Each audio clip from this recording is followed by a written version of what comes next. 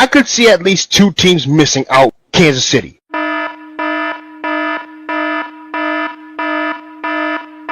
They should have tanked for Trevor Lawrence instead of just missing out on Joe Burrow or Jamar Chase. Todd Bowles, at best, is a mediocre coach. He did the same situation with the Jets back in 2015, ultimately maliciously ruining a power-hungry Baker Mayfield and potentially Mike Evans. Was a huge year of what could have been for the Ravens, even with Lamar Jackson and Derrick Henry. It just felt like the biggest problem was blown leads, particularly two of them, against the Patriots and the Bills. If you reverse the outcome of those games, they win the division in that case. Seattle Seahawks, Los Angeles Rams rematch. This is going to determine who wins the division. Kansas City versus Cincinnati. After Kansas that City was the upset of the decade. Yeah, between Joe Burrow and Patrick Mahomes, this was the upset of the decade. Between LSU and Texas Tech, it's like LSU being the undefeated team. It's like Texas Tech with the Kingsbury coaching that team becoming the best. But ultimately, LSU comes out on top, which is why Cincinnati, when that field goal was made, it was an underdog story. There's also the comebacks. 06, Indianapolis, New England. The Bears had punched their ticket earlier, and then it came time. Indy was down 21-6. It looked like New England was going to go back and win their 4th and 6th seasons. But Indianapolis ultimately came back, got the go-ahead touchdown. Then, at the end of the game, when Brady got the ball less than a minute, Peyton had his head down the entire time because he knew Brady had enough time. But the interception happened. It's funny. All of a sudden, Peyton Manning hears the crowd roaring. He finally looks up and starts jumping up and down. The incomplete pass on 4th down in the 4th quarter that ended the Rams' fairy tale game-winning drive on that 14-play drive, ended with the turnover and downs.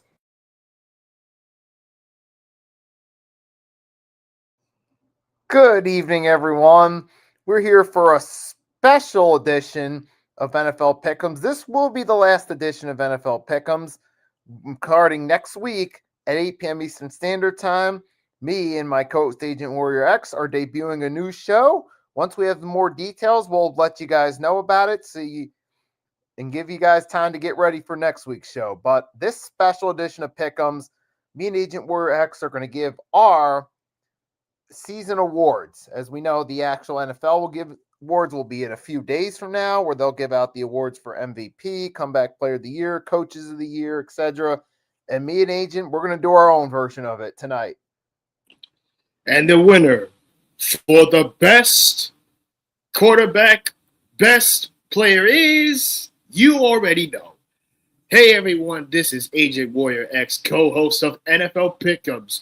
We are here live Tuesday, February 3rd, 2026, 7:23 Eastern Standard Time. I'm here with my co-host Nikki Stees, and today we are going to be talking about the NFL Awards. We'll see who is the best of the best. Best player, best defensive player, best offensive player, best comeback player. We will get to that in the next few minutes. Yep. And why not have a discussion about it now? Because there's going to definitely be some interesting discussion amongst these awards. There's going to be some that are kind of more obvious than others, but some that are close races you could either go one of two directions on. So without any further ado, let's get diving right into it, and let's see what we have to say. We're going to start off with the main award that everyone seems to talk about the most, the regular season MVP. Ladies and gentlemen, because of the most popular players, it is not just about popular players. It's about how well they did over the season. The first nominee for MVP for the New England Patriots, Drake May. From a resurgence, from a bad season with Jared Mayo, came from USC, University of North Carolina, to now officially heading back to the Super Bowl within the next year. The second MVP, the second nominee, Matthew Stafford for the Los Angeles Rams. The fact that Matthew Stafford has still played in his prime despite the fact that the Lions traded their quarterback to the Rams. Ultimately, since his Super Bowl victory, it's been nothing but pure heartbreak after heartbreak for the city of Angels. The third MVP, Christian McCaffrey. It's Run CMC still continuing to grind it all out. And the winner for this year's MVP is Matthew Stafford. Here is why. Matthew Stafford should win MVP despite the NFC Championship exit. He has been balling out. Despite the fact that the team let him down in crucial moments, but he was still balling out. Multiple touchdowns, and fewer interceptions. Throughout the time with Matt Stafford, according to Matt Stafford stats, Matt Stafford, throughout this year, has thrown 46 touchdowns and only 8 interceptions and a QBR rating of 109.2, which is why I say that Matt Stafford is by far the best quarterback in the league. Yep, and in this case, I'm going to have to go, and when I think of MVP, I go with most valuable player. Which player is the most valuable for their team? While Drake May has been a good player, I feel like when it comes to individual value on a team, Matthew Stafford was more valuable to the Rams throughout the regular season and getting them as far as they did in the playoffs. So I'll go with Matt Stafford as the regular season MVP. I mean, Christian McCaffrey has a pretty close case too, but you also had guys like George Kittle who played a role in getting them to the playoffs. Got other guys, their defense still, despite being injured, helped out too. Matthew Stafford was pretty much at sometimes a one-man wrecking crew alongside Puka Nacua, but Stafford was the one who really stood out and balled out for them throughout the season, where really they didn't have as strong a roster as the Patriots or as the 49ers, but they found a way to make it that far in the regular season. Almost had a game-winning drive to beat the Seahawks. So I go with Stafford as the MVP. By the way, I don't think Josh Allen is going to win back-to-back. After that season he had, no. So Josh Silver should hand over the MVP to Matt Stafford. To the next award, Offensive Player of the Year. Here are the nominees for Offensive Player of the Year. The nominees are Jackson Smith-Njigba from the Seattle Seahawks, Puka Nacua from the Los Angeles Rams, Christian McCaffrey from the Seattle Seahawks, Bijan Robinson, Atlanta Falcons, and Drake May, New England Patriots. And the winner for the best Offensive Player of the Year is Jackson Smith-Njigba. And I'll tell you what, amazing year. When it comes to receivers who has the best offensive seasons, you think of LSU, who was goated in wide receiver rooms. Some people can argue and say that Ohio State. Others say can name Clemson or USC. But ultimately, the Ohio State University is the true superior receiving room more than LSU nowadays. Which is why I got Jackson Smith-Njigba to win Offensive Player of the Year. And yep, I go with the same here because you look closer at it. Throughout this first, you had the Seattle Seahawks, 14-3 season, run all the way to the Super Bowl. And you look throughout the entire season, JSN has been consistently the one player who's either gotten close to 100 receiving yards or gotten over the hump, excluding that Vikings game on November 30th. But outside of that, he's consistently been part of the reason they got to home field advantage in the playoffs in the first place. And against the Rams in the NFC Championship game, he was arguably the second best player on the offense outside of Sam Darnold. So I've def got to go with JSN because he was the true impact player all season long.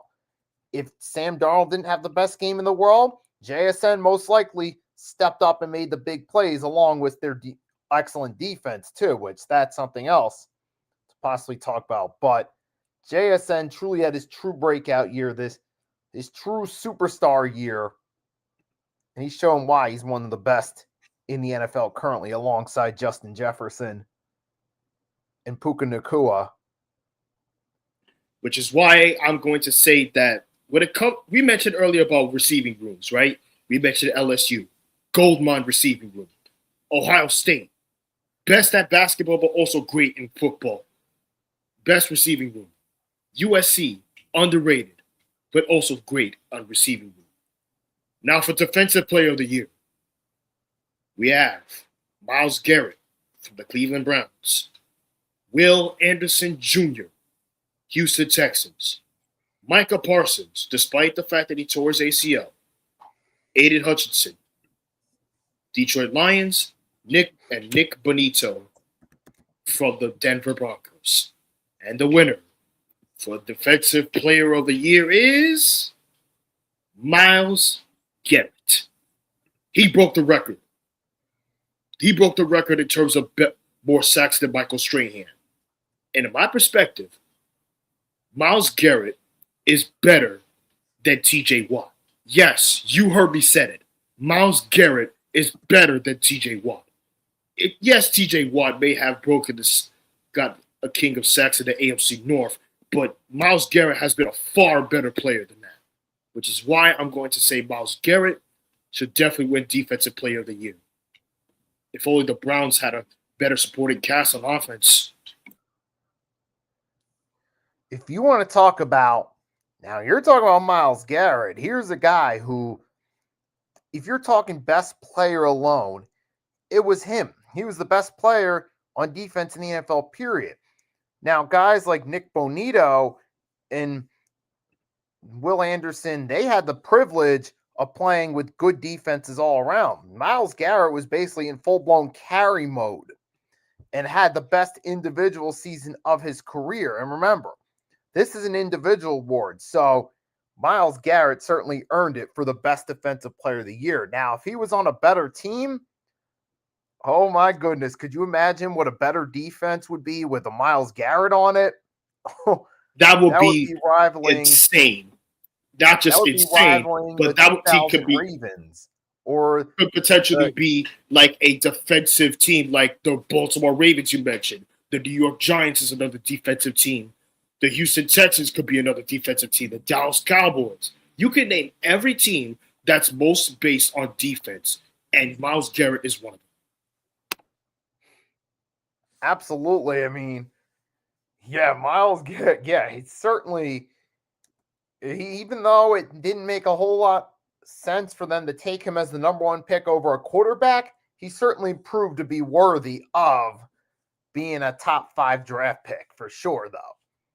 So now with that being said, we're going to move on. Now it's time to give the young buck some credit.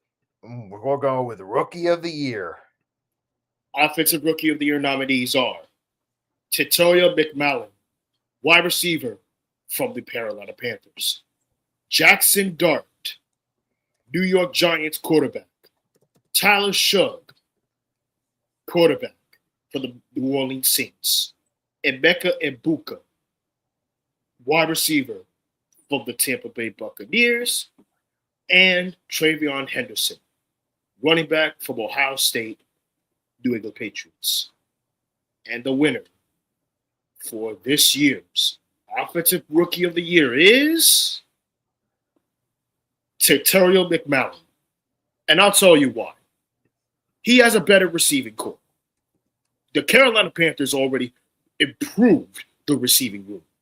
Yes, I can argue and say that Jackson Dart is up there, but despite the fact that people say Cam Ward is better than Dart, or Shedeur Sanders is better than Dart, or Tyler Shugg is better than Dart, but in my perspective, in my books, I think he could be a good candidate for Offensive Rookie of the Year because he has surpassed Cam Newton for most rushing touchdowns this year.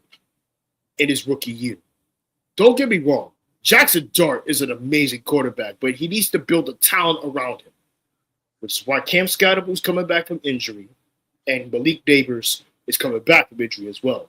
Ultimately, I got T-Mac Tachoya McMillan winning Offensive Rookie of the Year. I'm not biased. It's a fact. Because the fact that Jackson Dart, despite the fact that he's been busting his butt off for quite a while, ever since he got that concussions multiple times, T-Mac will ultimately win it. And McMillan, look, you look at the impact he had on that Panthers offense, particularly in the second half when he got going, particularly in the second half of the season when they started winning more games. It was noticeable. He's had a direct impact on the game, along with the Panthers' run game and Bryce Young improving. Now, and Emeka Egbuka is also another guy that at least deserves an honorable mention. Throughout the season, he looked like a guy that could potentially take Mike Evans' spot as the number one option on the Tampa Bay Buccaneers, because Mike Evans has been in the league over a decade. You got to wonder how much longer he can be around. Plus, he missed a good portion of time with injury this year. That could be the first sign that his career is slowing down, that Egbuka might be the next top weapon for the Buccaneers in the offensive game. So I have to give him credit too, but it was truly McMillan who stood out. And that's one of the reasons why he's going to get the Offensive Rookie of the Year. It's usually, to me, the guy who stands out and making the team better that usually wins that award. Yes, I could say that Jackson Dart is up there, but not by a long shot. But we already talked about this about our show a couple weeks ago or months. Jackson Dart needs to slide a lot more. Yes, he's up there with T-Mac, but ultimately T-Mac takes the crown. Yes, he broke Cam Newton's record for most rushing yards, but it's not enough. Which is why T-Mac from Arizona is amazing. Exactly. And while we're still on that subject of rookies, now it's time to talk about who's the Offensive Rookie of the Year. You mean defensive player? I mean, might as well, because technically the same, but defensive. All right, so for the defensive rookie of the year nominees are Carson Swinger from the Cleveland Browns, Nick Emorari from the Seattle Seahawks, James Pierce Jr. and Xavier Watts, Atlanta Falcons, and Abdul Carter from the New York Giants. The winner of Defensive Player Rookie of the Year is Carson Swinger for the Cleveland Browns. Again, defensive talent-wise for Cleveland, but wasting the offensive talent. No big surprise there because they're wasting the offensive talents of Shedeur Sanders, Dylan Gabriel, and of course, Deshaun Watson. Enough said. I mean, he did a lot. He did a lot really in that second half of the season there, especially once, because alongside Myles Garrett, they were easily the two best players on the Cleveland Browns roster last season, period. And you just feel like if the Browns offense can improve, if they can just finally have a formidable front office, here's a guy who could be the future face of the Browns defense if Myles Garrett eventually decides to go elsewhere.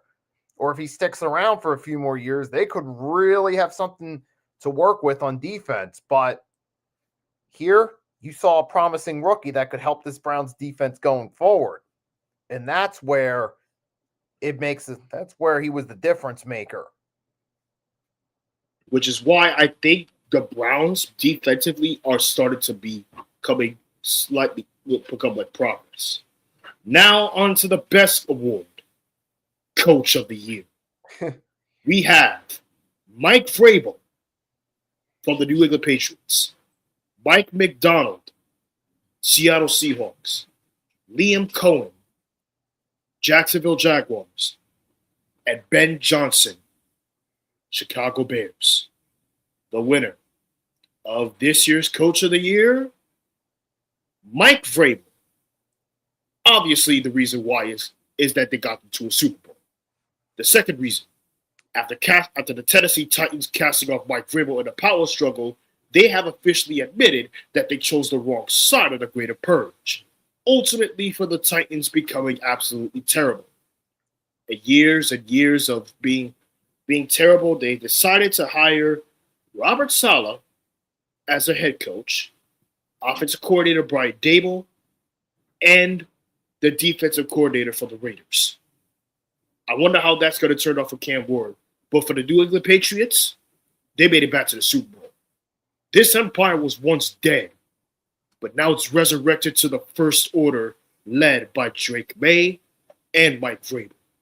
If Robert Kraft can pull it off, they will become the best team of football, period.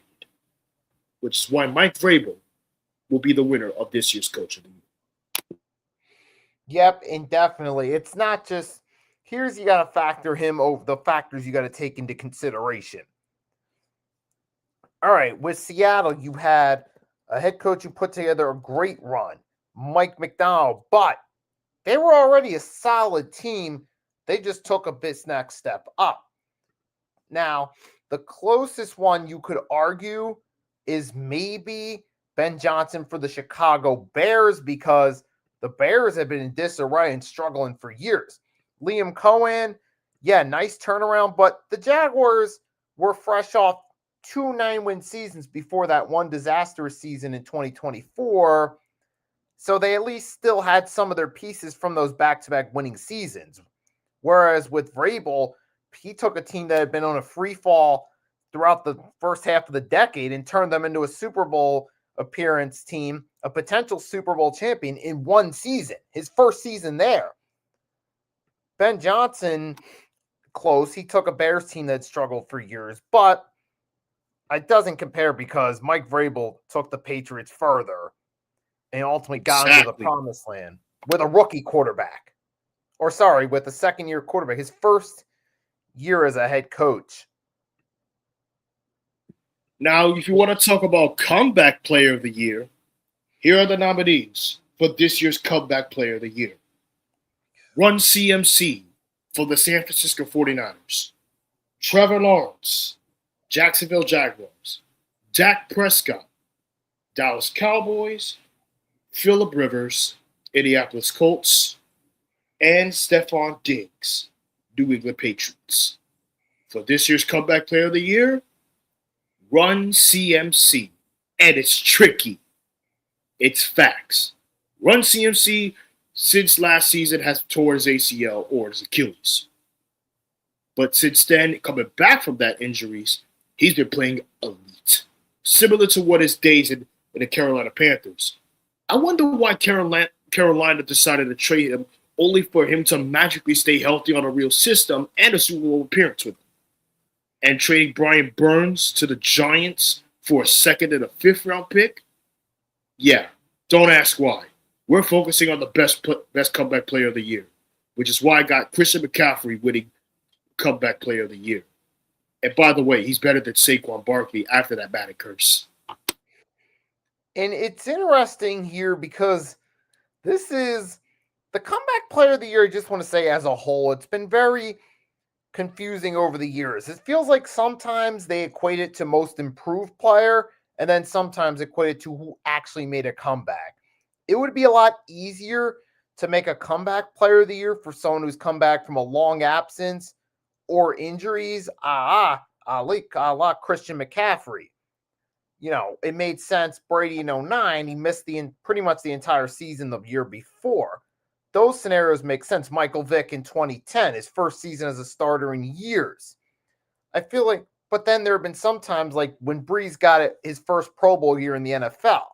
That was more like a most improved situation, which kind of leaves some confusion with the fans. Or the year Geno Smith got his first Pro Bowl year was like, is this really a most improved player or someone who actually came back like Brandon Graham, who came off a major injury the previous year? I think they should just put most improved and come back into separate awards just to clear the air so there's no confusion amongst the fans on how you define comeback player. For example, like Tyrese Maxey, most improved player. Would you consider that a comeback player or most improved player? Because Tyrese Maxey on the Philadelphia Sixers, has been playing a lot better without Joel Embiid or with him. But yeah, that's just one of those things.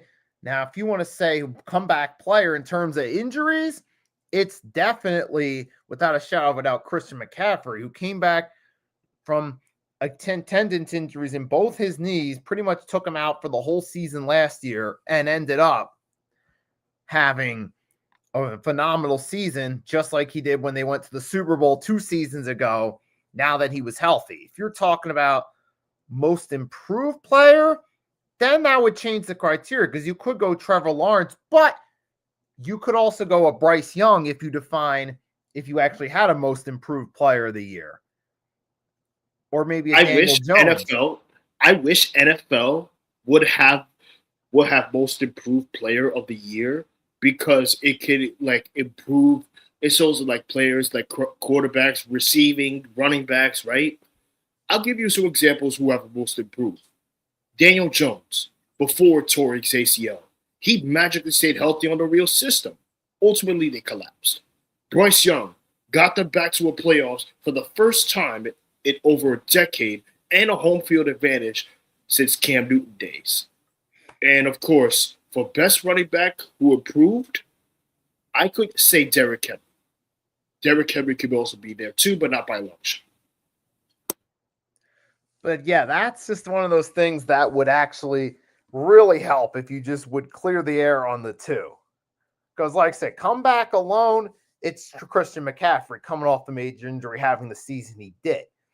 Most improved, you could argue Bryce Young, because Trevor Lawrence, while he did have an excellent season, we've at least seen flashes of that before. This was the first time we really saw flashes from Bryce Young of actually potentially being a star quarterback. This was the first time we've really seen that, you know what, Bryce Young could be a star conversation.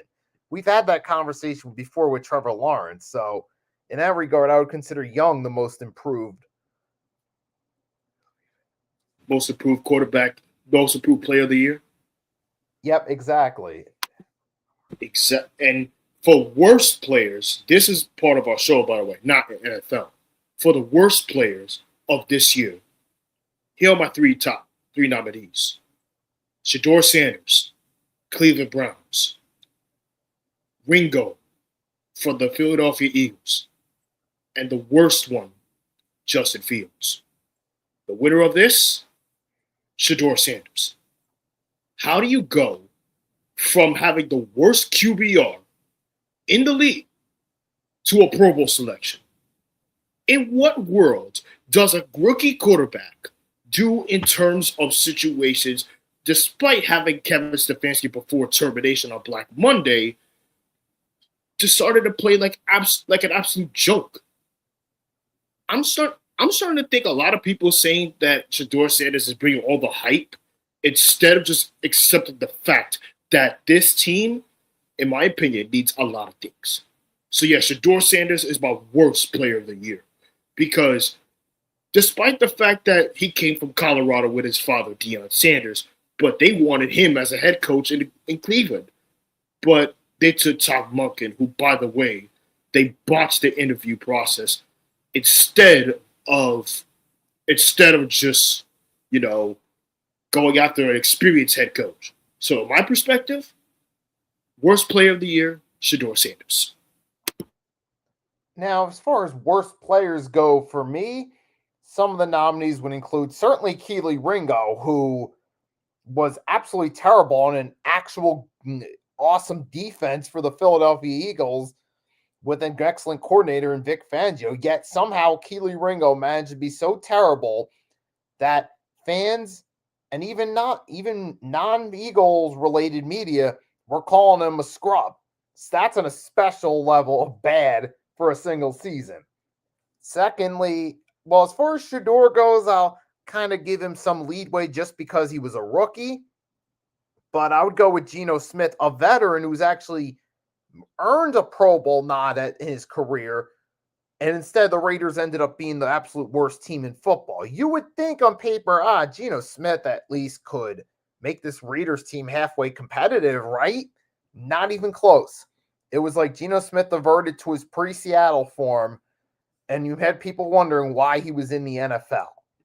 So that's another one right there I would consider. But again, people have their own opinions, which are like I pick Shador, you pick Geno Smith or Keely Ringo. By the way, he's from Georgia, by the way, if you're wondering. Keely Ringo came from Georgia. And I think, in my opinion, he's one of the worst players on the Eagles. Now, for worst coach of the year, Brian Daboll for the New York Giants, Kevin Patullo for the Philadelphia Eagles, offensive coordinator, Shane Bowen, defensive coordinator for the New York Giants, and Raheem Morris, Atlanta Falcons. The winner of this, it's a tie. Kevin Patullo and Shane Bowen. It's a two-way tie. Let's start off with Kevin Patullo, right? In the second half season, I said you vouched for a rat. You vouched for him because the fact that he was supposed to be a legit offensive coordinator ever since he got promoted. But remember, there are some consequences when it comes to hiring the wrong people. You can ultimately lead to a head coach termination in the future, or you botch the interview process. Don't get me wrong. Kevin Patullo, at best, is an assistant coach, but keep him as far away as a coordinator job. And by the way, he was a former QB coach for the New York Jets who made Geno Smith look like the worst player on the Jets, ultimately leading to one of the worst seasons of football. For Kevin Patullo this year, I'm giving him the worst coach of the year. The second one, Shane Bowen. What can I tell you about this guy's defensive coordinator? Now the Giants fans truly understand why the Titans got rid of him. He was terrible at defense. His defensive decision-making was terrible and can't even complete a 60-minute game of football. The Giants completely forgot how to do that over the past 6 games. They did that against the Cowboys. Okay, we understand that because it was a close game. They did it against the Denver Broncos, who ultimately leading by 15 points. Then came crashing down to the Bears, which ultimately got Brian Daboll fired instead of being scapegoated, and worst case scenario against the Lions. With Jameis Winston, the defense forgot how to play football and decided to terminate him before they got eliminated. So, Shane Bowen, defensive coordinator, and Kevin Patullo, offensive coordinator. 2 of the worst coordinators, coaches of the year. As far as head coaches go, I'm going to go with Pete Carroll. I could say Brian Callahan too, for just, we already knew his level of incompetence from the 2024 season.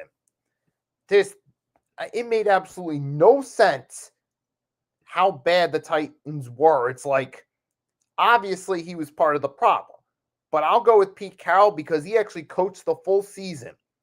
Not one moment did you see any improvement from the Raiders at all. You even saw their get shut out, give up over 30 points to the worst coordinated offense in the NFL in the Philadelphia Eagles. And they couldn't even score a single point on them. I understand their defense in the Eagles was phenomenal. Fangio is the opposite of Kevin Patullo, but still, they couldn't even score a single point. And they didn't even show signs of improvement throughout the season at all. And now that I think about it, I could consider Aaron Glenn too, because you didn't really see any signs of improvement. The difference between him and Dan Campbell is Dan Campbell, win-wise, it was a bad first season, but you saw improvement in their on-the-field play as the season went along. I didn't see that with Pete Carroll or Aaron Glenn in terms of their respective teams. That's very true. And by the way, Pete Carroll is a fossil at this point. Yes, he was mega cooked at the Seattle Seahawks and decided to pull the trigger, but his expiration date was long overdue ever since that San Francisco game. On top of all off, I think the Raiders, since they got Clint Kubiak, I think they'll be improved better, but only if they hire the right pieces to the team. Now, for Aaron Glenn, I think he should be the next head coach to be terminated by Black Monday because they're wasting Justin Fields' prime and time. They are maliciously destroying a Jets defensive team and has no interceptions. Since then, they had no interceptions this whole year, which is why the worst team in football, for worst team of the year, the New York Jets, Cleveland Browns, Las Vegas Raiders, and the New York Giants. The winner of this year's worst team of the year is the New York Jets. No interceptions. That's the reason why. Enough said. And plus, sell the team, Woody Johnson, for your own sake. I mean, it's ridiculous with the Jets because in that regard, I get where you're coming from because even though the Raiders had a worse record, the Jets started the season with a halfway decent roster. Sure, it wasn't the greatest roster in the league, but you thought they'd at least be better than what they were. Raiders didn't have that. It's kind of an oxymoron because I give Pete Carroll more flack than Aaron Glenn because Aaron Glenn did a poor job, but he was a first-time head coach. Pete Carroll's a veteran. You would expect more from him, but it didn't work out that way. Now, the Raiders, from a roster standpoint, they didn't have that great of a roster, so I can understand their struggles. But from a talent standpoint, the Jets should have at least been respectable, at least maybe 6 wins or at least, you would think, even if they weren't the greatest team in the world. That goes to show you just how badly things were constructed in that they were actually willing to give away a few of their top players at the trade deadline. Goes to show you what a mess that team is. Exactly, which is why the reason why the Jets at this point is the most incompetent football team at best. You could arguably say the Raiders had the worst season in football in 2025, but that was none of Brock Bowers nor Max Crosby's fault. They were doing their part. Geno Smith, on the other hand, didn't, and Kenny Pickett as well, which is why we got 2 more awards. Best game of the year and best teammate of the year. No, sorry. Game of the year and most disappointing player of the year. The most disappointing of the year are Saquon Barkley, Malik Neighbors, despite the fact that he's hurt, Patrick Mahomes, and finally, the most disappointing player is Deontay Banks. The winner of the most disappointing player of the year is Saquon Barkley. After a humongous leap in the Philadelphia Eagles, Saquon Barkley has officially fallen off. I think, in my perspective, that the most disappointing part about Saquon is that he, ever since on that Madden cover, he has been getting less yards and less touchdowns this season, which, in my perspective, Saquon Barkley should improve next year. Now no longer on the Madden cover, I think he should improve. So the only players that are immune to the Madden curse, Patrick Mahomes and Josh Allen. Those are the 2 players that are immune to that. And it's insane. It is. I mean, for Saquon, you're talking about a guy who was a runner-up for MVP the previous season. Some people say he should have got the award over Patrick Mahomes, which goes to show you how impactful he was, the fact that this was up for debate. And then he follows it up the following season by looking like, I'm trying to think of a career mediocre running back who I could compare that season to. No, not on Mike Allstott. Peyton Hills. Exactly. He looked like a mediocre running back last season. It's like a complete 180 for what we're used to. And that also ties into what I forgot to say about Kevin Patullo. He's the worst coordinator because he took over a team that had one of the best offenses in the NFL and played a role and won a Super Bowl to being a bottom offense the next season with most of the same talent around. But Saquon being one of those players. And even with some decent pieces on that offensive line, you still had Fred Johnson looked like he knows how to fit his role in the Eagles system. So that, and you still had, a respectable line. You still had Dallas Goedert, Jalen Hurts, A.J. Brown, who was a disappointing player, but that's part of him not being utilized. Saquon got utilized more and just didn't deliver on expectations. So I got to go with him as most disappointing because of the drastic jump from MVP-like stats to mediocre. And then there was one, the final award for this year's NFL Awards Game of the Year. It shows to how much games can be intense. It could be close. It could be a great game from start to finish. Depends on which the teams are. The winners, the nominees are Buffalo Bills, Baltimore Ravens, New York Giants, Dallas Cowboys, New York Giants, Denver Broncos, and last but not least, Baltimore Ravens and the Pittsburgh Steelers to determine who will win the AFC North. And the winner for this year's Game of the Year is a two-way tie. Baltimore Ravens, Buffalo Bills, Baltimore Ravens, Pittsburgh Steelers. So, of those two games, let's start with the Buffalo Bills. It was their final game of the homestand. Buffalo was down by 20 or more points. Baltimore was up by 40. What do the Buffalo Bills do on Sunday Night Football? They came back. They came back and decided to win on the most historic fashion on their final season at their stadium before the new Highmark Stadium. Buffalo was at its point to becoming the best team in football, while Baltimore was slowly declining because of John Harbaugh's blown leads, but it wasn't really his fault. The defense ultimately let him down. And the final game of the season, Baltimore Ravens versus Pittsburgh Steelers. This was the peak definition of Game of the Year. Because the fact that Baltimore has officially ruined their chances of making it back to the playoffs as AFC North champions from last year. Ultimately, for Baltimore, they choked on the worst case scenario possible. Zay Flowers, Lamar Jackson, Tyler Luke.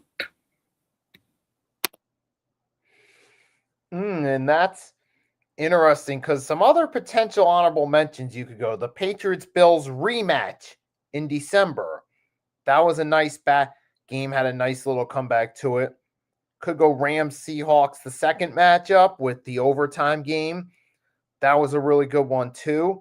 Kind of an underrated one was the first Cardinals-Seahawks game. Even though it wasn't the most high scoring, it was a very competitive game for two teams that were in the opposite directions throughout the regular season. The Cardinals actually made the Seahawks earn their victory that day. But I'll go with the Bills and Ravens because that game kind of set the tone for both teams' season to some extent. Particularly for the Ravens, that game was a bunch of what-ifs for them, just like their season. So that pretty much set the tone for what Baltimore Ravens and what their fan base endured throughout the season. A lot of questions and a lot of disappointment. You know what? I can also put an honorable mention for the Rams and Seahawks on Thursday Night Football. That game was amazing. Absolutely. But hey, it just, in terms the reason of why I put game standpoint alone, I'll go with the Bills and Ravens out of those games listed. The reason why I picked the Bills and Ravens is because this is their final season of their stadium. You're about to do something good for what they should have done. Ultimately, for Buffalo, they came back on the most improbable fashion way possible. And on top of all off, this was the beginning of the end of Baltimore's greatest run. Yep, and that's it for our awards, unless there's any other improv awards we want to come up with. But thank you guys for watching. Until next time, this is Agent Warrior X. We will see you all in the new show, depending how the development happens. And until then, enjoy Super Bowl 60. Until next time, goodbye, my friends. Have a good night, everybody. Thanks for tuning in. I hope you guys enjoyed. If you haven't done so, make sure to subscribe to any platforms you're watching this on. You have yet to do so. So until next week, for myself. Hold on. We got some breaking news, Nikki.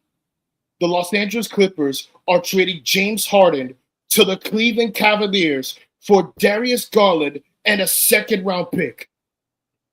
What? Oh, my gosh. What are the Clippers doing? Just before the show ends, we get a massive trade? Oh, wow. My God. We don't have time for this, Art, don't we? Dude, this could have been... Dude, especially come next week when we start a new show where we incorporate some other non-football aspects to it, basketball being one of them. Oh, we're going to have a lot of trade deadline stuff to talk about. All I'm going to say is now it's obvious the Clippers are tanking and in full-blown rebuild. There's no other explanation for it. Yep. Until then, good night, everybody. Oh, my days. Peace. Let's see if the 5th attempt for James Harden to win a ring works out. Until next time, peace.